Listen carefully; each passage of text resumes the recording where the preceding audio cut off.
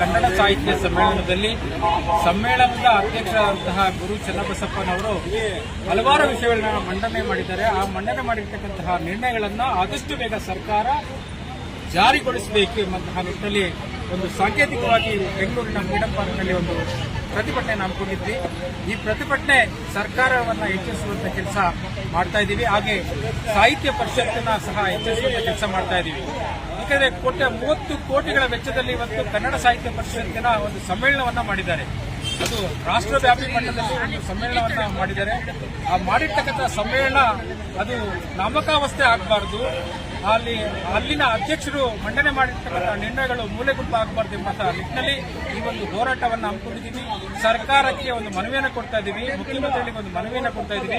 ಆ ಮನವಿ ಇಲ್ಲೇ ಇದೆ.